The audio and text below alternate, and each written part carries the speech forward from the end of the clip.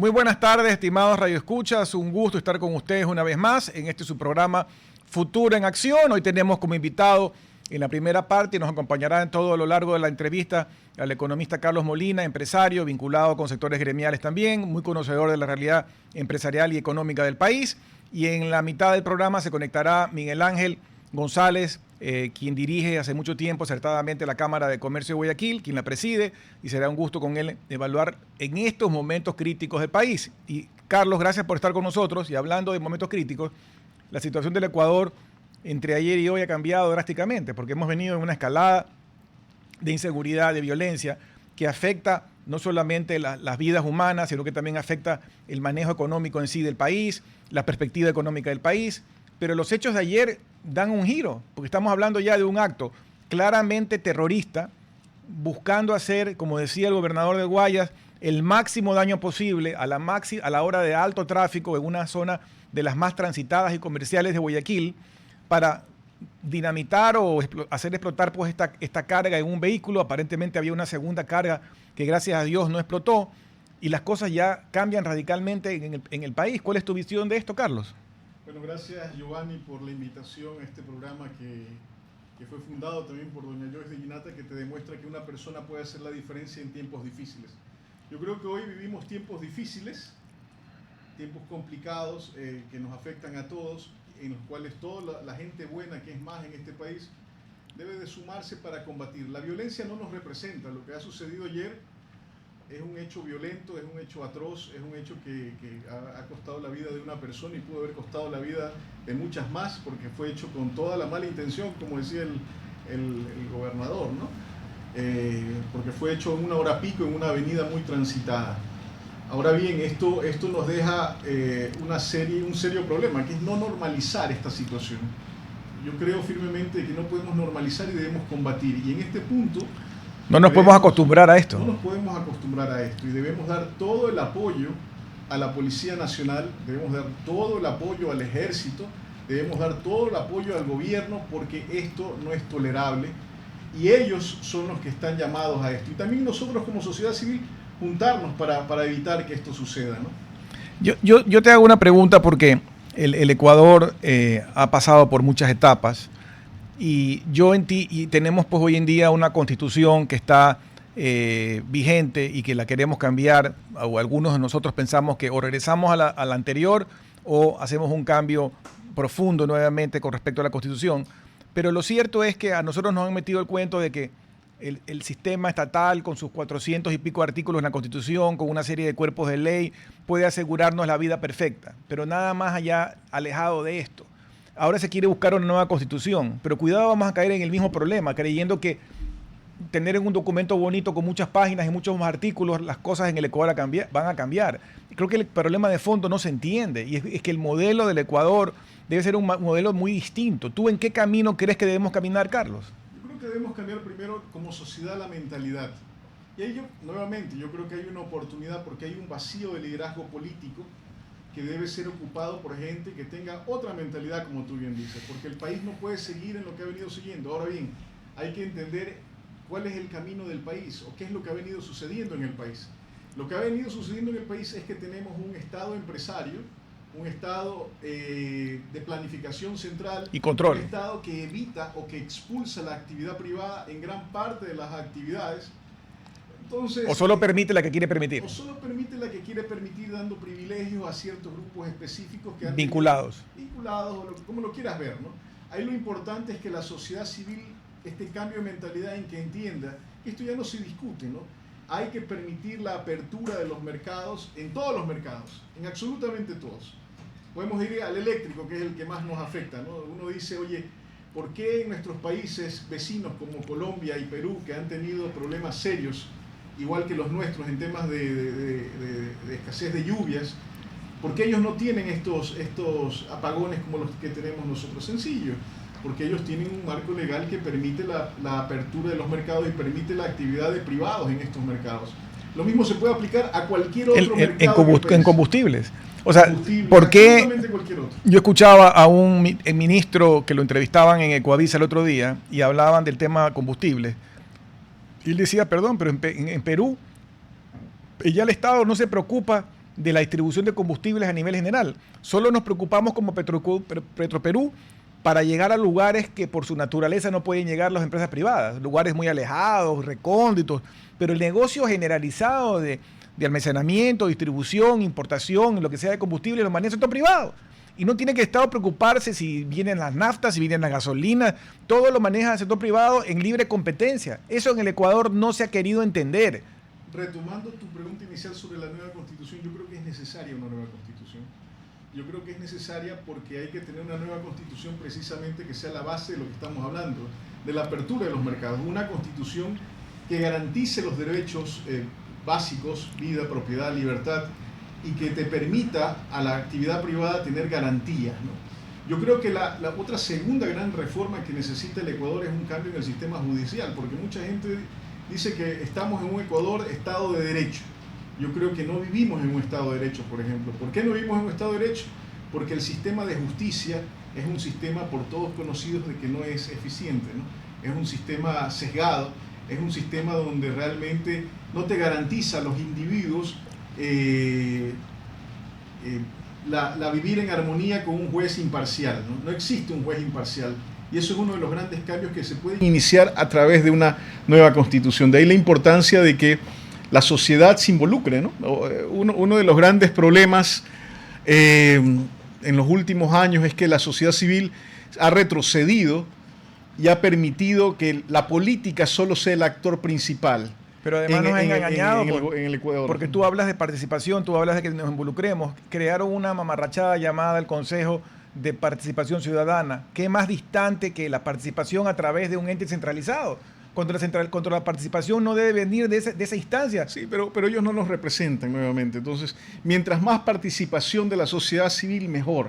Ahora se quieren, como tú bien dices, estas instituciones como centralizar la participación. No, mientras yo siempre me cuestioné, oye, ¿cómo es posible que tengamos problemas tan serios como la seguridad y solo veamos a un grupo de gente protestando como los indígenas por otros motivos? Pero nosotros también deberíamos salir a pedir a las calles, a los gobiernos de turno, a los políticos de turno que nos permitan crear mercados eléctricos, crear apertura de mercados, garantías de propiedad, un sistema de justicia eficiente, porque es lo que se debe hacer, ¿no?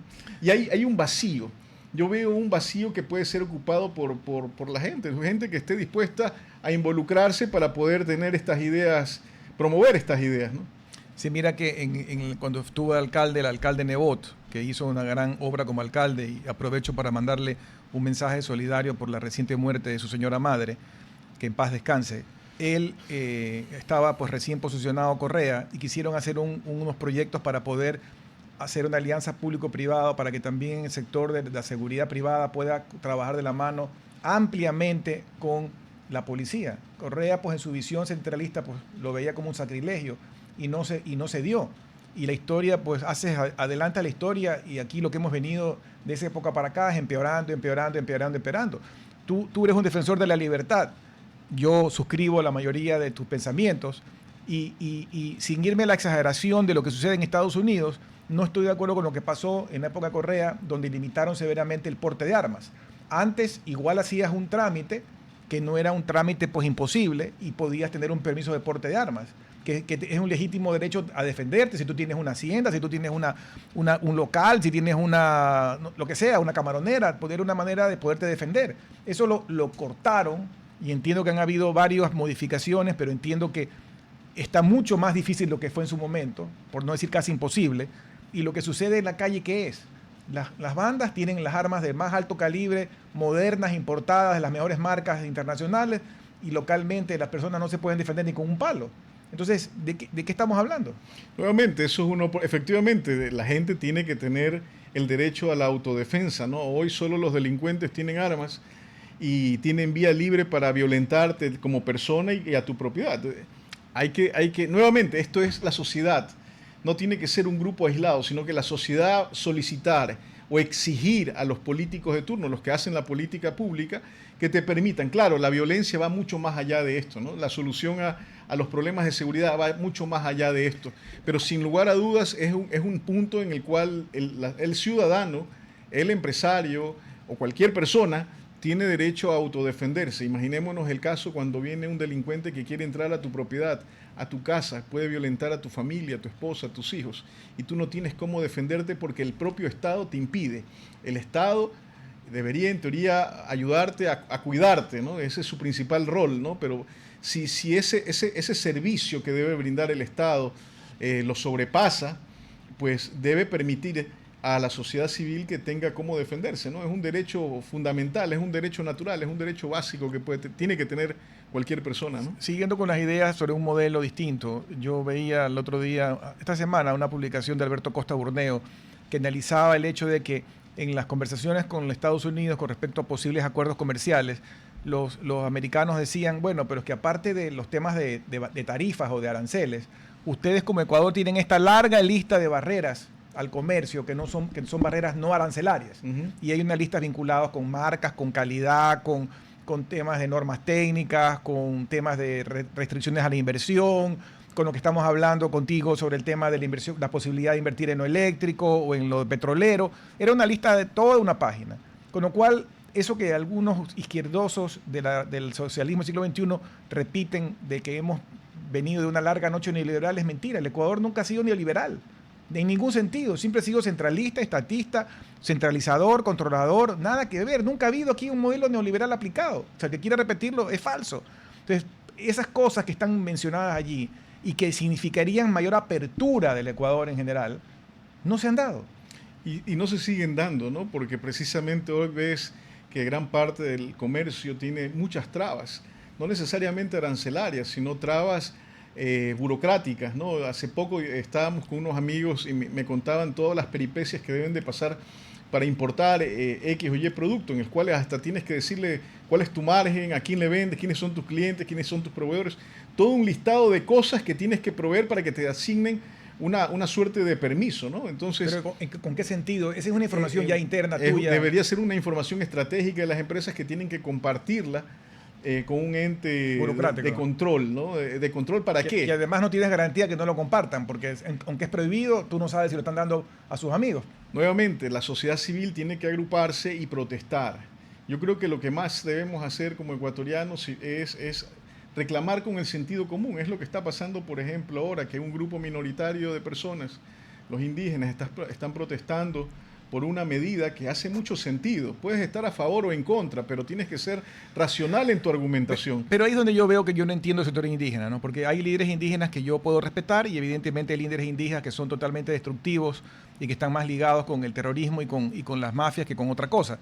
Pero en vez de estar pidiendo lo imposible, y es decirle al Ecuador por tercera o cuarta vez, no corrijas esta distorsión, que además es una medida ambiental. Ellos se dicen ser ambientalistas, defienden el agua, defienden el ecosistema, pero quemar combustibles fósiles con subsidios es una medida totalmente antiambiental. Sin embargo de eso, ellos persisten en eso, insisten en eso, pero yo quisiera ver un movimiento indígena de progreso, de decirle al Ecuador, bueno, está bien, entiendo que hay 2.000 millones de dólares que botamos a la basura parcialmente en estos subsidios, que inclusive sabemos que se van a la frontera, sabemos que se van al contrabando, sabemos que se van a las recaudadoras ilegales que están en minería ilegal. ¿Por qué ellos no están más bien diciendo, bueno, abramos el mercado y nosotros como sectores indígenas pongamos una distribuidora de combustible? Pues? ¿Por qué no ponen ellos un negocio de distribución? Mira, yo creo que tienen derecho a protestar. Lo que no tienen derecho es a destruir la propiedad privada ni a la propiedad pública, ni bloquear carreteras, o sea, herir personas, cerrar negocios, secuestrar policías. Ellos tienen absolutamente todo el derecho de no estar de acuerdo, tienen absolutamente todo el derecho de protestar. Lo que no tienen el derecho es de violentar a las demás personas que no piensan como ellos. Y tú has visto en las imágenes, me imagino, como yo, que pinchan llantas de vehículos de personas que están circulando y trabajando, que van a caerles a palazos a los que quieren abrir sus locales porque tienen 20 y pico de días sin poder trabajar. Que han afectado, herido policías y militares, que han tirado piedras al supuesto convoy. Ahora se ponen en una dialéctica de que si el convoy es humanitario. No, a mí qué me importa cómo lo quieran llamar. Tenía que llegar vituallas y comida y gas, sí o no. Que digan, es que como le pusieron resguardo policial o militar, no es humanitario. ¿Y cómo quiere? ¿Tú ves que tú como chofer de un camión vas a haber querido subirte en el convoy sin protección? si con protección te cayeron a piedra, a adoquines y a piedras? ¿Sí? Si con protección te agredieron, ¿cómo hubiera sido sin protección? Pero imagínate el mundo patas arriba, porque realmente lo que más se ve, o lo que se ve también en alguna gente en el Ecuador, es que está diciéndole, oye, el ejército está siendo exagerado, oye, pero si esta gente tira piedras, golpea con cuchillos, lastima gente, tienen que controlarse, ¿no? O sea, digamos, nuevamente, hay que darle todo el apoyo a las fuerzas de seguridad policiana, claro, si hacen algún exceso, algo que violente los derechos de los indígenas, también es obvio que no se puede llegar a ese punto, pero hay que darle todo el apoyo a la Policía Nacional y al Ejército para salvaguardar al grueso de los ciudadanos que realmente no están a favor de la medida y tienen todo derecho a trabajar. Si tú quieres trabajar, ¿por qué otro va a venir a cerrar tu local o va a venir a violentar tu propiedad porque tú no estás de acuerdo con su posición? Eso no se puede dar en el país. Yo quiero regresar al tema que tú mencionaste del sector eléctrico, porque tú me lo has comentado en alguna ocasión y el otro día otro amigo me comentaba. Y son cosas que uno no acaba de entender, ¿no? Porque evidentemente hay un problema eléctrico no solucionado en el Ecuador. Se han mejorado las condiciones, sí, pero no está solucionado. Todavía hay el potencial problema de un estiaje, todavía habrían megavatios no cubiertos si viene un estiaje. Y falta inversión para poder compensar eso. Pero además, también habría la oportunidad de hacer crecer el negocio eléctrico, porque esto es un negocio, ¿o no? O sea, comprar y vender megavatios no es un negocio, es un negocio. Y hay una oportunidad para electrificar camaroneras, bananeras y demás, y alejarlas, volvemos al tema ambiental, alejarlas del tema del diésel, alejarlas del tema de los combustibles fósiles. Pero resulta que si todo eso se incorpora, vas a necesitar más megavatios, va a ser peor. Pero no aflojan las riendas y no liberan para que se pueda dar esto. Lo más interesante de todo esto, Giovanni, es que no necesitas recursos por parte del sector público. No.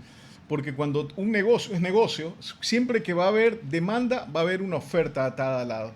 Y el negocio eléctrico es un negocio muy líquido y muy estable en el sentido de que el conjunto o el portafolio de clientes es muy atomizado, es chiquito. Entonces, y si tú no pagas la energía, pues te la cortan. Por tanto, es un negocio de una alta certeza de flujo, ¿no? Entonces, tú no necesitas que el Estado tenga reglas. Lo que necesitas es simple y llanamente un marco legal que garantice el repago de los proyectos. Correcto. ¿Cómo funciona esto? Si yo mañana quisiera tener un proyecto eléctrico, debería efectivamente pedir una licencia. Esto es un estándar en el mundo, no es que me estoy inventando nada del otro mundo. Esto es algo que ya está funcionando en muchas partes del mundo. Simple y llanamente yo tengo una idea de un proyecto de generación que puede ser solar, puede ser eólico, puede ser térmico, puede ser hídrico, puede ser de cualquier tipo. Y voy a solicitar una licencia. Esta licencia lo que hace es garantizar que mi idea de mi proyecto no sea violentada. Una vez que yo tengo esto, tengo la licencia que lo otorga un ente regulador del Estado, está bien, simple y llanamente yo comienzo a evaluar a quién le puedo vender esta energía. Y es tu problema. Y es mi problema, no es problema del gobierno, no, del central, es mi problema. Yo puedo venir y comercializar mi proyecto. ¿Por qué es importante que yo comercialice y tenga, por ejemplo, contratos? Y ahí viene la importancia de que no sea solo el sector público. Actualmente solo el sector público con sus unidades de negocio son los que vienen y compran, hacen estos acuerdos de concesión. Ahorita el marco legal también permite con privados, pero en la generalidad es el sector público. Al momento que yo puedo vender esta energía y tengo un contrato con un cliente que puede ser privado, simple y llanamente lo que yo hago es girarme, porque nadie construye un proyecto con plata propia. Exacto. Todo el mundo obviamente pone una parte, pero la gran parte es financiado. Entonces, levanta fondos, pues, yo cojo simple y llanamente y tengo ya vendida mi energía en los próximos 20 años, me viro, voy al sistema financiero y solicito en base a esos fondos como garantía pues el financiamiento para construir mi proyecto. En ese momento los proyectos se hacen realidad. Ahora, esa estructura tan básica en el Ecuador todavía no opera bien. Y lo que hay que hacer es que la gente que ha hecho proyectos de este tipo, por decirlo de alguna manera, asesora a los que hacen política pública para establecer un marco regulatorio que te permita que esto funcione.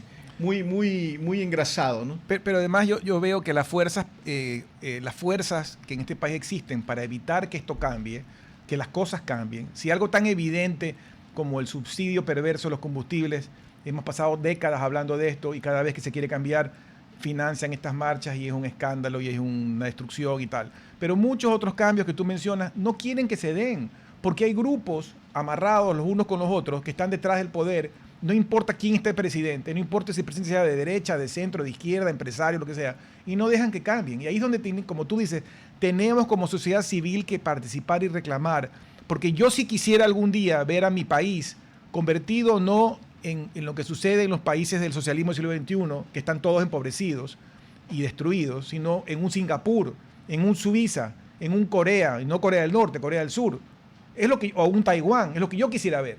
Yo no sé si hay otros que quieren ver convertido pues al Ecuador en una especie de pueblo medieval donde vivimos, digamos, como en cabañas y en vez de quemar... Yo creo que Ecuador, el ecuatoriano no es tonto, lo único que necesita es ver la referencia, es como la dolarización, primero la dolarización nadie la quería, después obviamente nadie va a aflojar sus dólares porque ya vivieron los beneficios de los dólares. Es como cuando tienes la apertura de, por ejemplo, en las telecomunicaciones, lo que más conviene es la competencia, ya nadie va a decir, oye, yo solo quiero un ente gubernamental que provea las telecomunicaciones. En el momento en que nosotros logremos que, por ejemplo, en Guayas o en cualquier otra provincia comience a desarrollarse el mercado eléctrico y la gente pueda sentir los beneficios de tener un mercado eléctrico dinámico, el resto del país se va a unir. Por eso te digo, es un cambio de mentalidad, pero para eso se necesita liderazgo de grupos de la sociedad civil que impulse este tipo de cambios y que los haga realidad. En el momento en que los hace realidad, te aseguro que el país va a ir cambiando para mejor, ¿no? Porque la gente no va a querer ir para atrás. La gente no va a querer ir para atrás, ¿no? Yo pienso que hay que enseñar el posible resultado, ¿no? Porque vuelvo a hacer la comparación.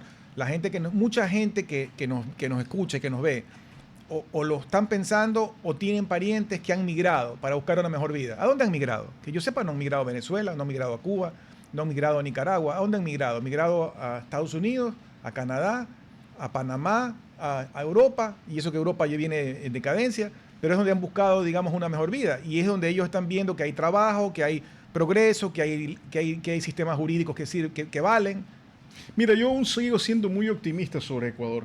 En Ecuador hay gente que puede venir y decir es un desastre, pero también lo que podemos ver desde el otro punto de vista, hay todo por hacer. Hay una gran oportunidad. Hay una oportunidad enorme en temas de infraestructura, vialidad, en temas energéticos. Pero solamente en construcción, aquí la vivienda, digamos, la demanda de vivienda es gigantesca. Hay muchísima gente sin vivienda. Es decir, la oportunidad de crear vivienda, de innovar. Y mira que tú, que eres economista y eres un hombre estudioso, ¿por qué le han dado el premio Nobel de Economía, lo decíamos ayer, a estas tres personas?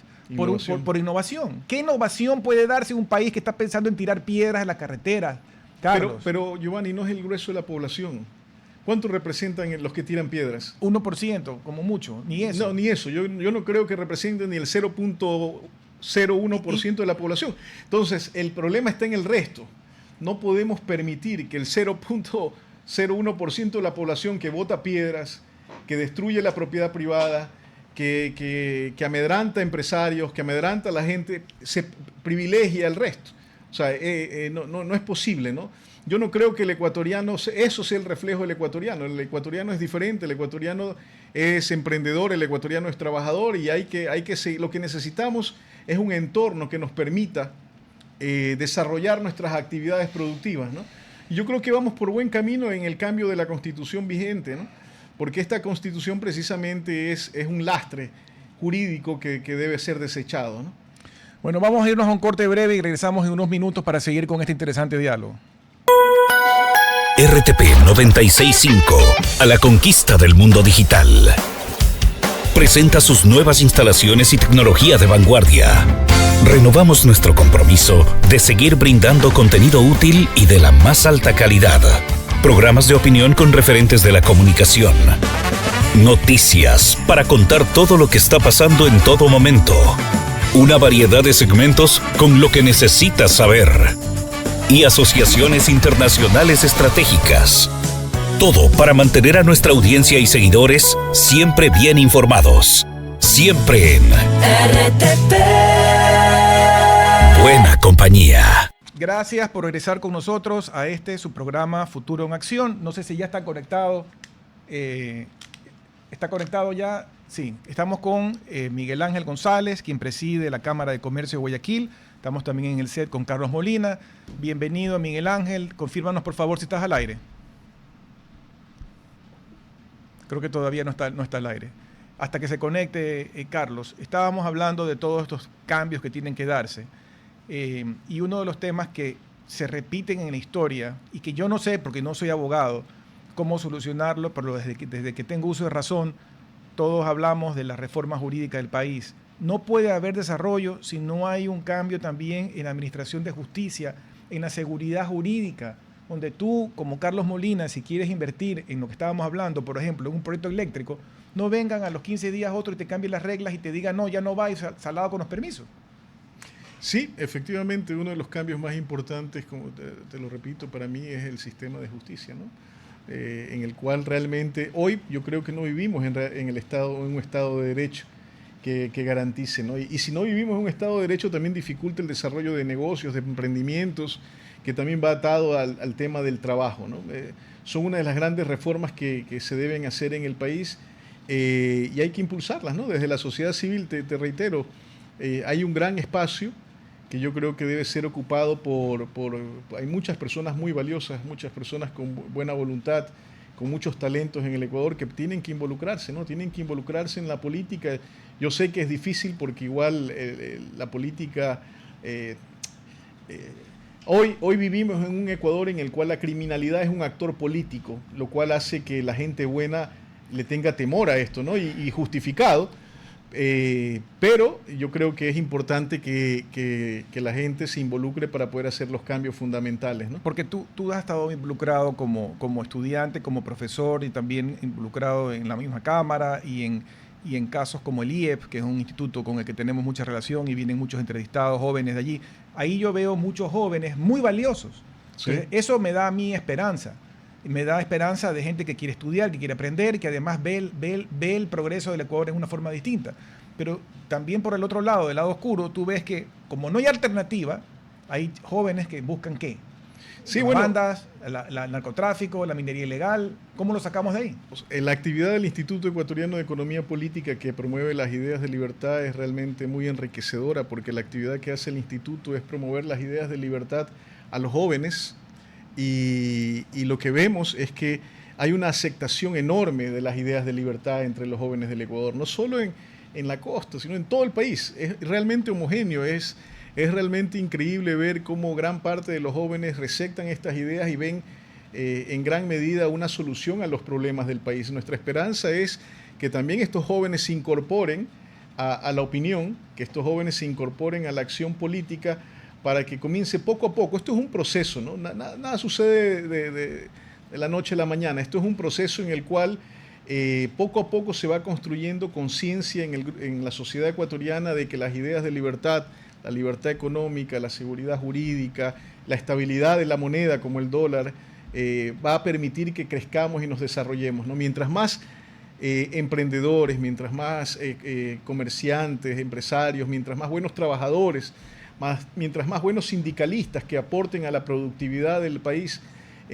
tomen conciencia de la relevancia que tiene su posición dentro del conjunto social, es bueno, es positivo, ¿no? Y en el contexto internacional y hablando de la defensa de las ideas de libertad, veo con pena que muchos países que fueron en el pasado los grandes defensores de la libertad económica y política han retrocedido. Norteamérica, Europa, ni hablar. Europa está sometido pues en una izquierda recalcitrante, infiernos fiscales donde la gente sale huyendo de Francia, sale huyendo de España, etcétera. ¿Cómo demostrar, cuál es el ejemplo que le podemos dar? Yo quisiera ver más ejemplos de éxito donde les digamos a los jóvenes, mira el ejemplo A o el B o el C, donde tienen los mayores indicadores de libertad económica y al mismo tiempo tienen la menor pobreza y tienen los mejores resultados económicos. Tú sabes que hay un dicho en Estados Unidos con respecto al voto con los pies. El voto con los pies no es más que cuando en Estados Unidos, en los diversos estados, algún estado sale de la norma y comienza a poner trabas, comienza a poner más impuestos, comienza el estado estatal a sobredimensionarse. Lo que hace el contribuyente es irse a otro estado donde las cosas son mejores. Por eso ahí tú ves en Estados Unidos estados que están con muchos impuestos, muchas regulaciones, y de repente ves una migración masiva de los contribuyentes de ese estado hacia otro, por ejemplo Texas o a la Florida, que son estados mucho más libres, mucho más que promueven mucho más a la empresa, a los individuos. Yo creo que eso también hay que ver, hacia dónde van los migrantes, ¿no? Hacia qué tipo de países, ¿no? Claro, no existe la perfección en esto, ¿no? Pero esto es las oportunidades yo sigo creyendo que siguen aquí en el Ecuador, ¿no? Siguen aquí, no hay que perder la fe de que podemos cambiar el país, no hay que perder la fe de que hay una oportunidad enorme y lo único que necesitamos es involucrarnos para que los malos, por decirlo de alguna manera, no se adueñen del país y hagan de este país un lugar peor, ¿no? Entonces, realmente eso, ¿no? Eso, realmente lo que podemos ver y hacer en el Ecuador es eso, ¿no? Involucrarnos, tratar de que las cosas cambien, porque hay una gran oportunidad. No podemos permitir que el país se nos vaya de las manos, ¿no? Esto no es correcto como un legado para nuestros hijos. El país ya en su momento hay ejemplos de que cambió.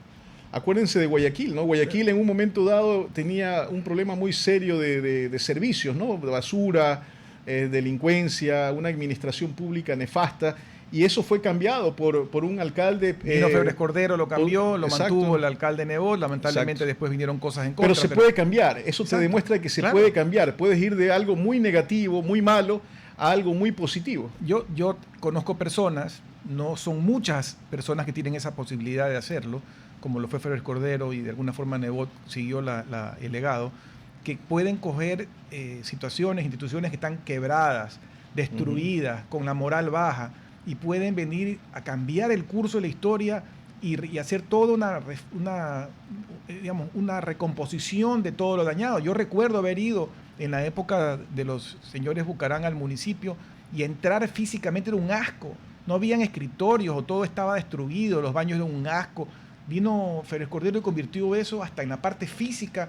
Daba gusto entrar con aire acondicionado, con buen mobiliario, parece que estuvieras entrando a una oficina de primer mundo. Todo se puede hacer si es la voluntad, la decisión y la garra para poder emprender los cambios. Y hay ese espacio. Yo creo que hoy es el momento de hacer los cambios y no hay que claudicar y no hay que perder la fe, ¿no? Yo creo que todos debemos involucrarnos para cambiar esto, ¿no? Y mira que ahí también hay un tema legal de por medio, porque Febres Cordero tuvo que eliminar un montón de pipones que habían sido metidos en diferentes administraciones anteriores, inflando la nómina no solamente del municipio, sino de las empresas anexas como ECAPAC, como se llamaban en esa época, que algunos no hacían nada. Y eso se puede cambiar. Aquí también, hablando del gasto público, tú conoces las cifras del Ecuador. El Ecuador, y lo hablábamos con Jaime Carrera esta semana, las cifras del gasto público en el Ecuador en los últimos 25 años han crecido. Por eso que te digo que la larga noche neoliberal nunca existió, porque lo que hemos venido es gastando más y más y más y más y más y seguimos gastando más en términos relativos y absolutos. Inclusive en relativo al PIB gastamos mucho más. Como soy de Guayaquil, yo le tengo fe a lo que se puede hacer en Guayaquil, ¿no? Yo creo que Guayaquil debe ser un referente de éxito y para eso hay que tener una estrategia, ¿no? Que creo que la puede compartir ahora Miguel Ángel, que está justo conectándose en este momento. Gracias Miguel Ángel. Sé que has estado complicado con un evento y tenemos unos pocos minutos, pero quisiera aprovechar tu presencia. Para los que recién se enganchan, estamos con el economista Miguel Ángel González, presidente de la Cámara de Comercio de Guayaquil. Y aprovechando los pocos minutos, quisiera tu lectura, tu análisis sobre la dura situación que estamos viviendo. La idea de conversar contigo inicialmente era sobre el paro, pero ahora, aparte del paro, también hay los acontecimientos de anoche y esta mañana. Sí, hola Giovanni, qué gusto estar en el programa. Un saludo para ti, para Carlos, para todos aquellos que nos están viendo y escuchando en estos momentos. Un enorme gusto compartir este panel. Bueno, sí, la situación del país es compleja, no solamente por lo que estamos viviendo en estos momentos, un cúmulo de factores que de una u otra manera nos vienen afectando. A veces vemos solamente la gota que derrama el vaso y no vemos la cantidad de gotas que se han venido sumando y que generan que estemos viviendo lo que estamos viviendo. Pero sí, es compleja desde el punto de vista económico, es compleja desde el punto de vista social, es compleja desde el punto de vista de seguridad, y creo que más que nunca es necesario que los distintos sectores de la sociedad en estos momentos tengamos la capacidad y el liderazgo para poder trabajar mancomunadamente, para poder elegir cuáles son nuestras batallas como sociedad, unir esfuerzos, generar sinergias y poder remar todos en una misma dirección y que no nos pase lo que a veces nos pasa, y es que cada cual está por su lado, criticamos, todos hacemos diagnósticos, todos vemos lo que nos parece, pero como sociedad pues nos cuesta un poco podernos articular tanto en el sector privado y también entre sector público y privado para poder juntos apuntar en una misma dirección y combatir lo que a todos nos aqueja de alguna manera, ¿no? Carlos. Miguel Ángel, una pregunta. ¿Cuáles crees que deberían ser los cursos de acción para un poco que esta sociedad civil pueda unirse para poder enfrentar estos retos tan complicados de la coyuntura, ¿no?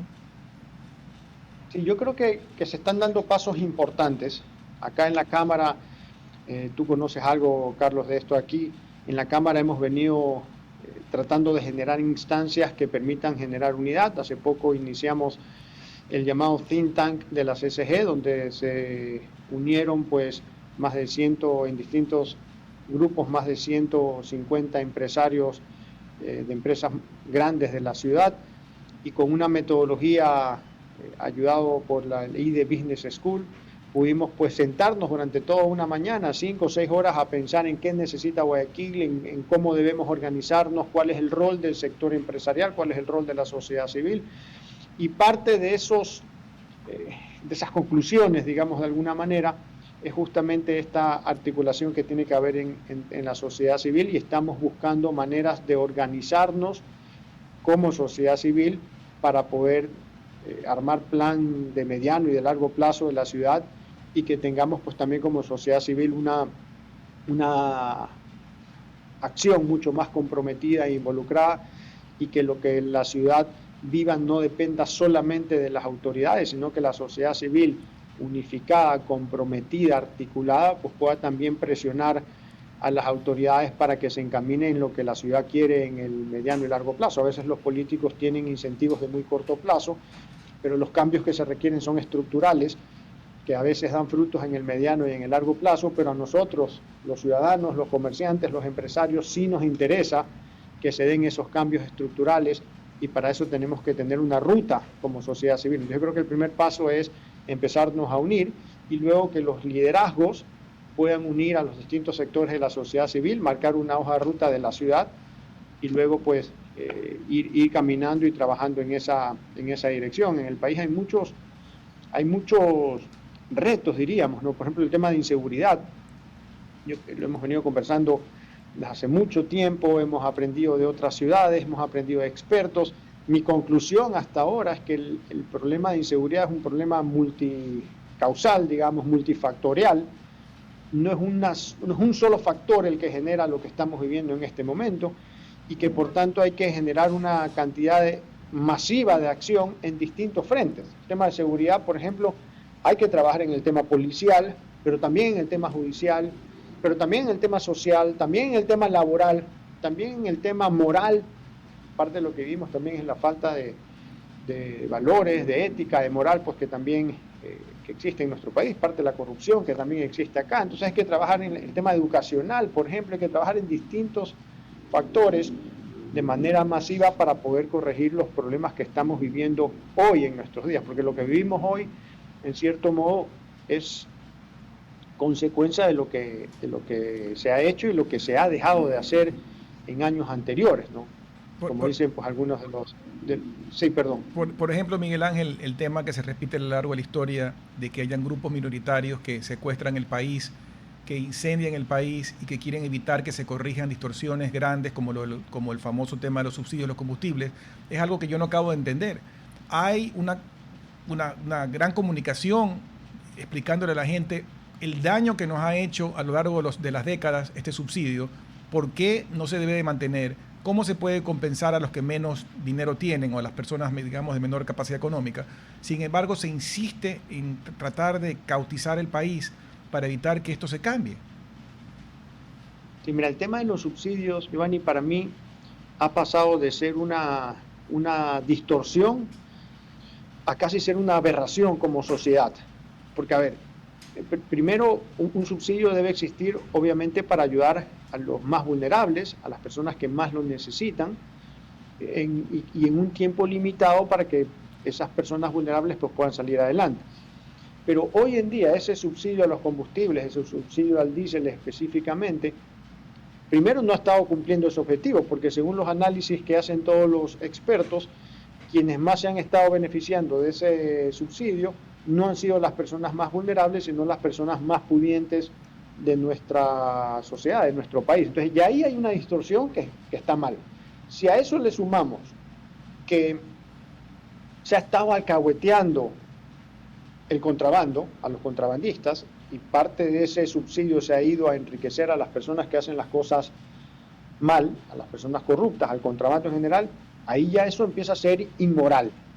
Y si a eso le sumamos que estamos en un país con una economía del Estado deficitaria, más o menos 5.000 millones de déficit anual por varios años sostenidos y una deuda de más de 50.000 millones de dólares, seguir con un subsidio de ese tipo ya es una aberración como sociedad, o sea, no tiene explicación ni sustento por ningún lado. Entonces sí, que haya un grupo minoritario que quiera defender lo indefendible y que encima utilice la violencia y que genere una cantidad de caos, paralizaciones y pérdidas, incluso vidas humanas, eso es algo que es inadmisible y que pues todos los vándalos y los delincuentes pues tienen que recibir todo el peso de la ley. Ahora, si dentro de esas manifestaciones existen personas de buena fe o de buenas intenciones que están descontentos y que se quieren pronunciar, están en todo su derecho siempre y cuando se lo haga de una manera pacífica. Y ahí lo que nosotros también decimos es, bueno, que si es que hay personas que lo están haciendo de recta intención, pues que denuncien a quienes son los que promueven la violencia, y quienes tienen buena intención que se sienten a conversar con las autoridades que han mostrado interés en conversar para buscar una manera, no diría yo de compensar, sino de focalizar el subsidio, algo con lo que yo creo que la gran mayoría de la sociedad está de acuerdo, para que ese subsidio, en vez de que llegue al contrabando o a quien no lo necesita, llegue a las personas que realmente lo necesitan. Y para eso hay que conversar, para eso hay que dialogar, hay que sustentar con argumentos cómo a mí o a mi grupo o a mi sector le está afectando la eliminación del subsidio a los combustibles. Entonces, sí, es inadmisible y no puede ser que como sociedad estemos reiteradamente cayendo en este mismo error o golpeando con esta misma piedra de paralizar un país y generar pues todos los daños y perjuicios que ya vivimos en el 2019, 2022 y ahora 2025. Realmente es inadmisible y los daños son incalculables, ¿no? Daños materiales, daños tangibles, daños intangibles también que hacen a la ciudad, a la tranquilidad de la gente, a la percepción internacional que hay acerca del Ecuador, nosotros como país. Entonces, sí, es algo que tiene que resolverse ya y que las personas de buena intención conversen, y quienes hacen las cosas con violencia y con vandalismo, pues tiene que haber la mano firme para que no vuelva a suceder, ¿no? Un país también con impunidad es un país que no avanza y bueno, es un cáncer para la sociedad.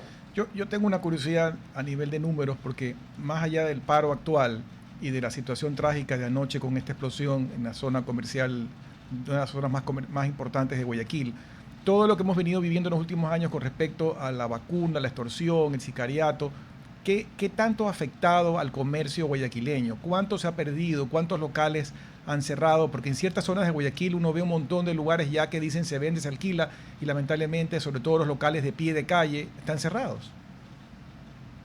Sí, el golpe es duro, Giovanni. A mí, cuando se habla de esto, yo no me siento muy cómodo hablando, porque es como caer en una especie de negativismo, digamos, ¿no? Porque sí, vemos por algunos sectores donde a partir de las 4 o 5 de la tarde pues ya no hay tránsito, ya la gente no acude, no hay afluencia de personas por el temor, por el miedo. Hay cálculos de sectores que 10-15% de los negocios, establecimientos han tenido que cerrar las puertas, en algunos sectores incluso más. Entonces sí, la situación es fuerte, es dura. Inversiones que hay que hacer en seguridad son fuertes también. Algunos la pueden hacer, otros no la pueden hacer. Eso es más grave, sufre siempre el más pequeño, el que menos recursos tiene. Y la verdad es que sí, el golpe es fuerte, y yo creo que hay que también, en temas de seguridad, unirnos para encontrar soluciones. Dentro de la Cámara, dentro de este think tank, por ejemplo, ha salido una idea que se le denomina creación de zonas seguras, donde la idea es trabajar en conjunto, comercio, con la Policía Nacional, con la unidad Antisecuestros y Extorsiones, UNACE, para estar conectados mediante una plataforma, mediante un chat, mediante un mecanismo de comunicaciones, los moradores de zonas específicas con los jefes asignados de la Policía Nacional para que puedan tener protocolos, para que puedan alertar, para que puedan avisar, para que si alguien es víctima informe rápidamente en este chat o en este canal de comunicación, y para que los vecinos sepan también cómo reaccionar frente a algún acontecimiento o algún delito, para que la policía pueda capacitar, pueda entrenar, pueda enseñar protocolos que se deben seguir, para que las zonas con los moradores y los comerciantes juntos puedan buscar también implementar otro tipo de equipos para estar más seguros, ¿no? Cámaras, sirenas, botones de pánico, alarmas, etcétera, etcétera.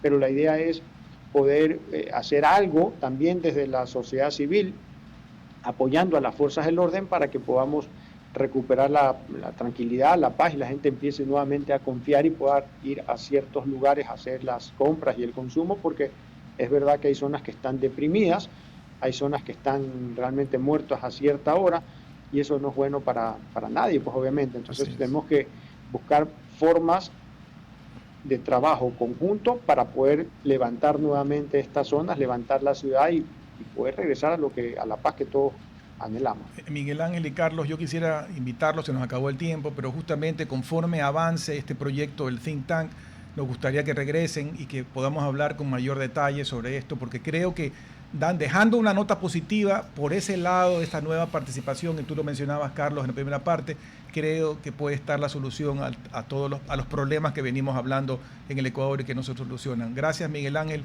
por tu tiempo. Gracias, Carlos, por acompañarnos. Que tengan una buena tarde. Gracias. Hasta aquí, Futuro en Acción. Control Master Marisela Basantes. Transmisión digital Gerardo Díaz. Redes sociales Erika Eras. Edición Oscar Saavedra. Dirección Javier Gamboa.